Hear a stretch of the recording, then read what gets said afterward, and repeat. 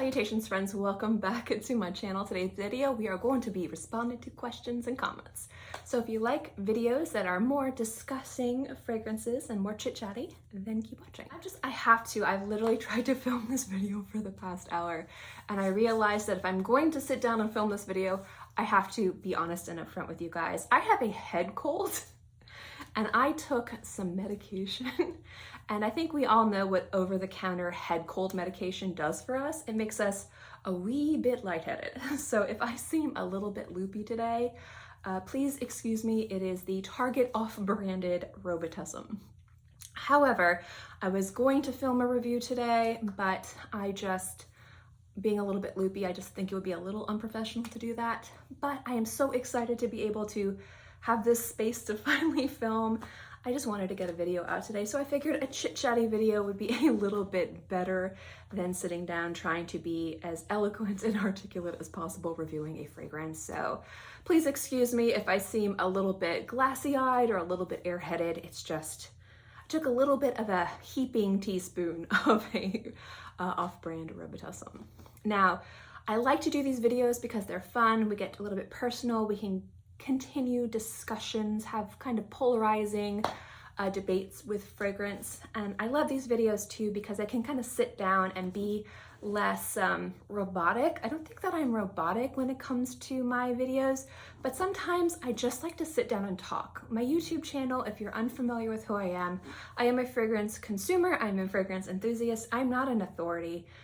YouTube is a way for me to connect with other people that love fragrance, and I prefer to be a little bit more personal. So sitting down and responding to comments and having discussions is the best way to do this. And I love that you guys teach me so much about fragrance. And so these types of videos I love to do, and I try to do them every few weeks. This is a great question, and this will definitely be a little bit of a longer. I'm going to try not to make it too long. If I go off on a crazy tangent, I'm sorry. This comes from Marcy LK, and this comment is, I like your channel name, thank you. And their question is, here's the question. I've been struggling with if you have any thoughts. How do we balance wanting to have all the perfumes we find beautiful with being overwhelmed with too many options as we build our perfume wardrobe? I think that the best way to do this is to, instead of just purchasing fragrances because we smell them and we like them, to add samples and decants to our collection and wear through them and see the ones that we naturally gravitate towards and wear more often than the others. Now, this is a do as I say, not as I do. I collect differently.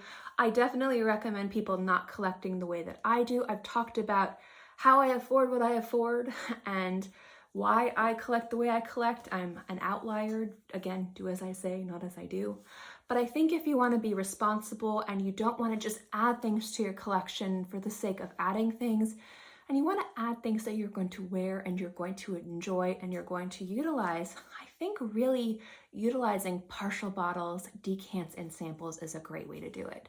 So say there's like maybe 4 or 5 fragrances you're interested in adding to your collection and you're not sure which one you want to do, or you want to add them all.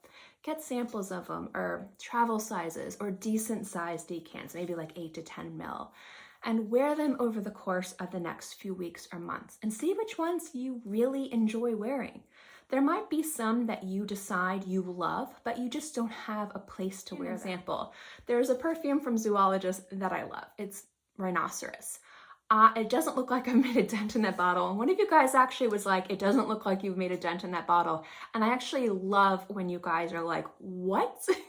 I love it when people hold me accountable and call me out, because I think that this is a great example, especially for this question. So I kind of love this kind of stuff.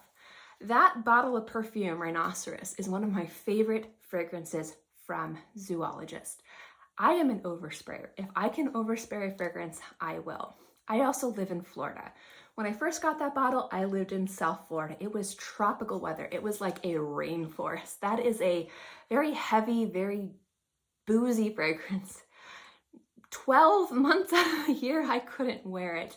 And on the one day out of the year I could wear it, I wear 1 spray, maybe 2 tops. So as much as I love that fragrance, I barely put a dent in it. So when I am excited to wear it, I wear it, but I can't. So That is a fragrance that I bought full size and I love.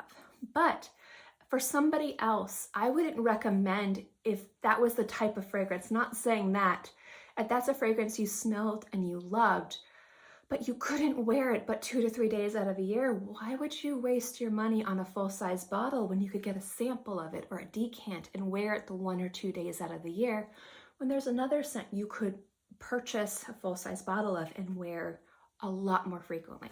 So what I would say is invest in decants or samples. Sometimes you can get them free from, you know, if you go to a fragrance counter, or decants you can get for like a bargain some places. Find the ones that you love and you can wear a lot, and then add those as full-size bottles to your collection. And then the ones that you might love but you don't wear a lot, then you can have them to wear for special occasions in smaller size. That way you're not adding unnecessary fragrances to your collection. You won't be overwhelmed with too many options. But if there's a special occasion you want to smell a little bit different than what you normally wear, a little decant or sample. I think that's the most responsible way to do it. That's not how I do it. Again, do as I say, not as I do, but that's how I would recommend it.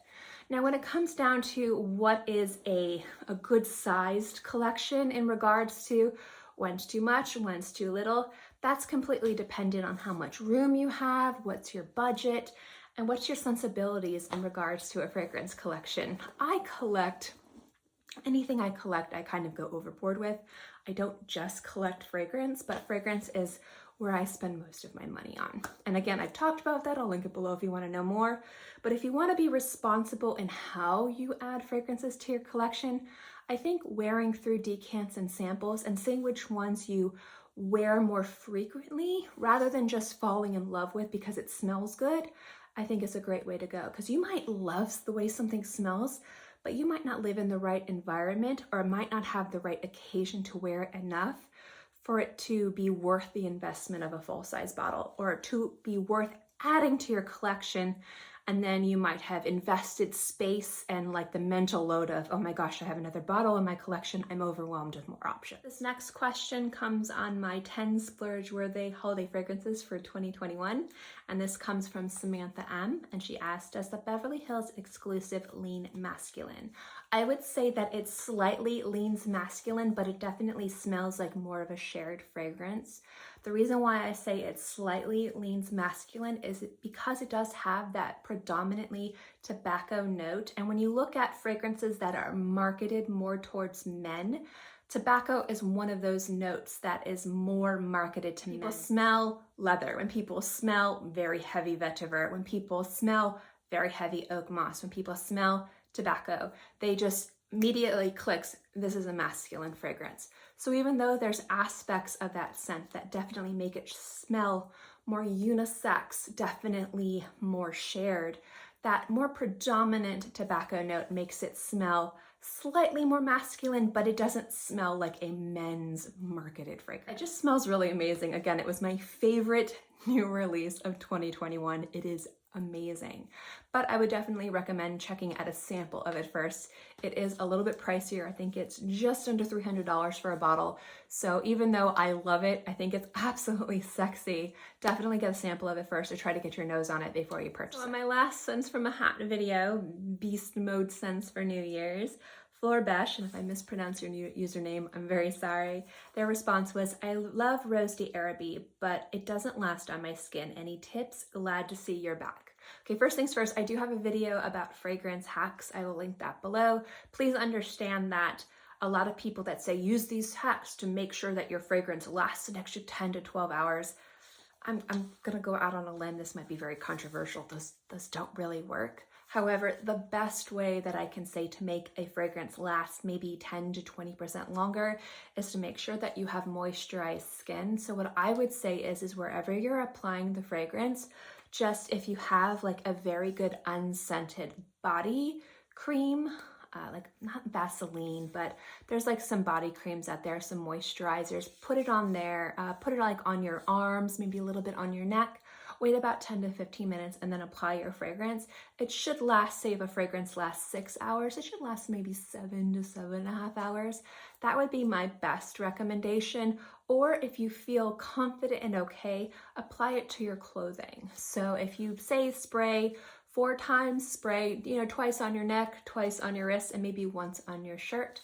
But I also am very mindful to not spray to your clothes because some people have very expensive clothing and they don't want to ruin their clothing. So definitely be mindful about that tip. But the best way to do it is also to stay hydrated and to make sure you have clean and moisturized skin.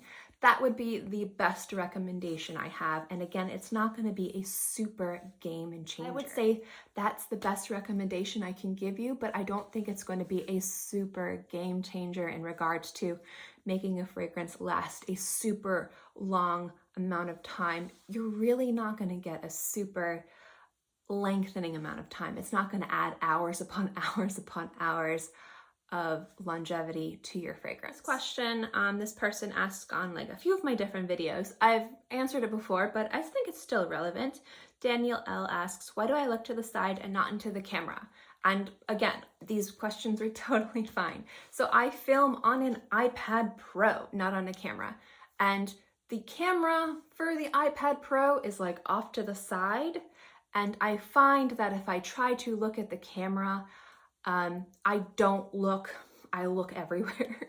But if I try to look at myself in the viewfinder, I tend to look a little bit more straight on and don't have my eyes go crazy. So it does look like I'm looking off camera. I know it is unprofessional and I do know that it is something I need to work on. I will not be filming forever with my iPad Pro. I am going to be filming with my actual camera. I'm probably going to be investing and upgrading my camera to a better camera. So that is why I kind of look off camera. A lot of people are like, who are you looking at? Why are you looking off camera? And to be completely perfectly honest, it is a completely valid critique and criticism of my channel. Absolutely. The same thing with my my sound. I have a little lavalier mic. There we go. I'm not using it today because I'm so lightheaded and I just didn't feel like plugging it in. But I am planning on, once this room is done, upgrading my production. So one of the things is actually setting up a better camera so I can start actually looking into the camera and also getting better sound quality. So I know that it is a very valid critique and criticism, but the reason why it looks like I'm looking off on the camera is because like I'm pointing at it right now. That is where the camera is. But the thing is like I tend to look up and down, so it looks like I'm going like this. But if I look at myself, like I'm having a conversation with myself in the iPad, I tend to keep looking at the iPad and not look all over the place. So it is unprofessional. I am very sorry, but that is the reason that I do what I do. And if you see me kind of look off camera, I am a goldfish. So if something catches my attention off camera, I look because I have the attention span of a squirrel. It's just me. And the last comment I'm going to be responding to is from my talking about iris fragrances, and this is from I Bleed Makeup. Can you please recommend me an extremely mature, long-lasting scent that is less than $150? I'm going to recommend Shalimar. I think that that fragrance is mature, it's sophisticated, it's beautiful, and you can find it on discount sites for so cheap. It's so beautiful. It also has a variety of different flankers, which are so beautiful. If you want something that's mature, but a little bit sweet, souffle, gorgeous, so beautiful. If you want something a little bit more classic, definitely check out Chanel No. 5. Those two fragrances are mature and iconic, and I think that you can't go wrong with them. Again, guys, thank you so much for dealing with my lightheadedness. I promise I'm not going to be as lightheaded. Normally, it just takes like one round of cold medication to kind of get this like head cold out of the way. It usually just lasts a day or two. But I just felt like I needed to kick it in the bud, get it out of the way. I didn't want to have to deal with it during Christmas. So thank you guys so much for dealing with that. These comments weren't too spicy, but I want to thank everybody who commented. If you guys have any additional questions, definitely leave them below. And thank you guys so much for watching. I hope you enjoyed this video, and I'll see you next time. Bye.